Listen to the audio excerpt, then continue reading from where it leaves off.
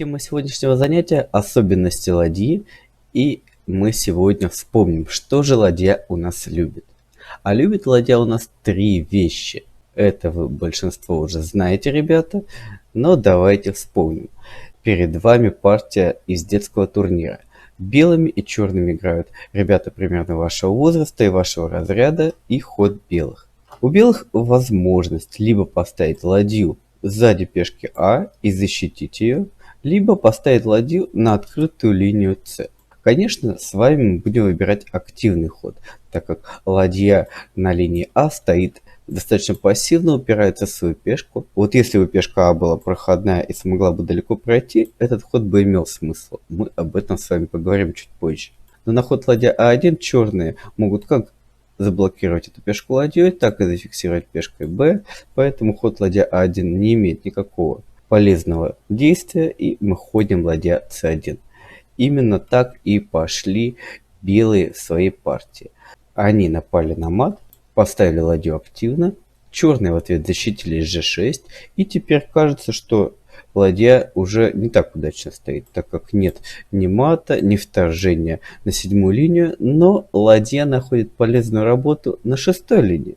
Несмотря на то, что пешка А гибнет, белые сейчас щедро полакомятся черными пешками. И у них выбор, какую бы пешку съесть. Налево пойдешь, направо пойдешь. Как же лучше нам быть? Для этого нужно посмотреть, что же будет дальше. Если мы пойдем налево, мы, как говорится, коня потеряем. То есть не коня, а как в той былине, да? А пешку Б. Черные нападут сзади, и если мы скушаем на d6, то потеряем пешку Б. Если же мы срубим пешку D сперва, то пешка Б останется жива, так как мы, срубив черную пешку Б, защитим уже свою. Черные в ответ защищают ладья А6, и белым не составляет никакого труда согнать ладью с места. Б5, ладья 2 шах, король G3, и пешка Б погибает. Ладья Б2, ладья Б6. В дальнейшем белые без труда довели партию до победы. У них две проходные пешки, и они решили исход сражения. Вот так ладья активно работает на открытой линии. Движемся дальше. В следующем примере у нас наиболее удачная расстановка – это ладьи в обжорном ряду. Все вы уже слышали, что такое обжорный ряд. Ряд, где живут вражеские пешки. В данном случае это седьмой ряд, и здесь наибольшее их нагромождение. Несмотря на то, что у черных есть опасная проходная и даже еще и одна пешка на Е, белым совершенно нечего опасаться. Даже если очень страшно, они всегда могут завершить партию простым вещим шахом. Шах, король ушел, шах, король ушел, и так, пока рука не устанет ходить туда-сюда, или пока соперник не запросит уже пощады и предложит ничью. Но если кто посмелее, можно шаховать по-другому. Ладья H7, король G8 и шахнуть другой ладьей. Кажется, что черный король убежит, но куда же он, родненький, денется с 8 ряда? Мы срубим пешку, при этом черная не успеет поставить ферзя на b8, так как у нас тут же мат на доске. И вот она, вредная пешка на e5. Если бы не она, черную бы ладью тут же уничтожили, но свой же солдат помешал снаряду. Поэтому черные вынуждены на ладья d7 вернуться король g8. Если бы они побежали за ладьей, ладья бы от них легко бы ускакала еще дальше, и толку в этом бы не было. Поэтому черные возвращаются, и белые осуществляют комбинацию мельница. Ладья G7, король F8, и еще одна пешка попадает под жернова нашей мельницы, король G8, ладья G7, король F8. Кстати, если бы здесь наша ладья G7 была бы защищена, то мы бы поставили уже мат H8. Но в данном случае этот ход не является матом. На король G7, ладья А8 черные побеждают из-за своих проходных пешек. Мы увидим в следующем примере, что такой мат возможен, если ладью защитить. Но не будем забегать вперед. Ладья B7, последний ход, король G8. Еще один шажочек на G7, король F8, ладья А7. По-прежнему грозит мат на клеточке H8. Черные вынуждены поменяться, и от их огромной армии не осталось и следа. Белые перемолотили все черные пешки. В дальнейшем им не составляет никакого труда уничтожить последнего черного солдата. Они подходят к королем и съедают. Ну а мат одной ладьей мы уже ставить все умеем. Итак, это вам демонстрация того, как идеально ладьи работает в обжорном ряду, особенно когда идет вверх. Если мы посмотрим на следующую позицию, мы увидим, что здесь белым не обязательно даже проводить такую комбинацию. Да и она не получится сразу, потому что черные ладьи здесь на чеку, и на ход ладья c7 последует размен ладей. Поэтому белые не могут проводить такую красивую комбинацию, но им здесь и этого совершенно не нужно. Достаточно просто защитить ладью g7 любым доступным способом, либо пешкой f, либо слоном, как показано у нас здесь, либо конем. И после любого хода черных, например, хода конь b5, вот он наш заветный матик в 3 хода. Ладья h7, король g8, ладья f на g7, король f8 и ладья h8 мат. Такой механизм надо запомнить. Кроме пешки f бывает и еще приходит на помощь даже король, чтобы защитить ладьи. А если есть пешка на линии h, она тоже смело может добежать до клеточки h6, защитить ладью g7 и будет мат. Это великолепная работа ладьи на 7 линии. И последнее, что любит ладья, это, как я вам уже рассказывал, сдвоение и даже строение. Перед вами знаменитейшая партия чемпиона мира Александра Алехина, чемпиона мира, который ушел из жизни непобежденным, очень знаменитая личность историческая. Перед нами позиция из его партии с Немцовичем, 1930 год. И преимущество на стороне белых, несмотря на то, что линия С здесь общая. У белых на этой линии есть 3 клеточки, у черных же всего лишь 2. Этот маленький нюанс буквально решил судьбу всей партии. Белые сперва сдваиваются по линии. Сейчас можно, конечно, и сразу пойти ладья c3 и не побояться, что пешка b4 провисает, так как здесь можно осуществить открытое нападение, побить и уничтожить коня. Но Александр Алехин играет более аккуратно и неторопливо. Ему спешить совершенно некуда. Ладья c2, ферзь e8. Черные спешат всеми силами удержать линию c. Ладья а на c1, ладья а на b8, ферзь e3. Все, белые зацементировали положение, сейчас будут улучшать позицию. Ладья c7. И вот интересный момент. Кажется, что белые могут строиться по линии. Ура! Ну посмотрите, ребята, разве ж так встраиваются? Что мы ферзем, что ли, будем рубить на c6? Ферзь не должен стоять спереди. Ферзь должен стоять позади ладьи. И это идеальная расстановка. Конечно же, Алехин это знает и ходит, смотрите, как ладья c3. Ладьи не прочь и подвинуться. Ферзь d7. Даже если белые ферзя своего поставят между ладьями, это не будет идеальной расстановкой. Ферзь, даже если вторым срубит, все равно это может повлечь за собой потери. Ладья c2.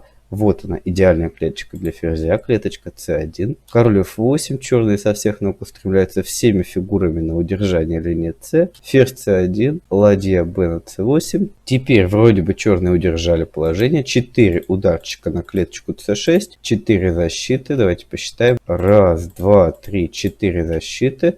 Белым нужно добавить 5-й бой. Где же его взять? Коняшке бежать очень далеко. Но белые находят хитрый ход слона 4, чтобы 5-м боем пешка шагнула на b5 и ударила коня. Черные вынуждены пойти b5, делать нечего. Это делается для того, чтобы хоть как-то выиграть время. Слон b5, король e8, слон 4, король d8. Вот ради чего была отдана пешка. Если бы этого короля не было на месте, тогда после движения пешки b конь бы не мог отойти. На вот эту ладью c7 последовало бы 3 удара, а защит бы у нее осталось всего 2. Вот король и подоспел третьей защиты на помощь, но белые элегантно доводят партию до победы. После хода h4 у черных сейчас кончатся ходы. В этом положении черные сдались, могло еще последовать g6, g3, h5, король g2, например. Выясняется, что у белых ходов-то еще много туда-сюда, а у черных ходика ни одного нет. На любой ход теряется фигура. У ладьи c7 нет хода, у коня нет хода, остальные же фигуры не могут отойти. Конь не может отойти, теперь всего 3 защиты осталось, а нападение 4. То же самое и с другими фигурами. Ладья не может отойти по этой же причине. Ну а если ферзь или король уйдут, тогда у ладьи c7 останется всего лишь 2 защитника. И после хода b5 на эту ладью окажется 3 удара. 1, 2 и 3. Вот так красиво закончилась партия. Она демонстрирует мощь сдвоения или даже строения по линии. Движемся дальше. Конечно, это базовые знания, и нам с вами важно знать, откуда брать открытые линии, если их нет. Вот посмотрите на текущую позицию. В данном положении нет ни одной открытой линии. На каждой линии есть по пешке. Что делать в таких положениях? Нужно четко знать, что достаточно открыть линию пешечными разменами, чтобы ладья пробралась в лагерь к противнику. Ладье без разницы. По центру залезать, с краешку. И здесь у черных есть такой тихий ходик А6, после которого они в любом случае откроют линию для своей ладьи. Если белые будут стоять смирно, например, как-нибудь по ходу слон d3, то они быстро растеряют все свои пешки. Слон d5. Все пешки рушатся. Вот эта пешечка b5 еще нуждается в защите. Позиция рассыпается. Если же белые сами на ход а6 срубят, то будет страдать пешка c вот эта. Ее нельзя защитить, например, ходом слон d3 за красивый ударчик какой d5. И снова все пешки белых сыпятся, как листики в осенний листопад. Движемся дальше. Соответственно, у белых остается только ход а4, чтобы ничего не потерять. Ну а теперь вот она, желанная линеечка для нашей ладьи. Ладья забралась на линию А, залезла в гости к противнику, и теперь у черных явное преимущество. Вот таким образом мы будем открывать линии. Движемся дальше.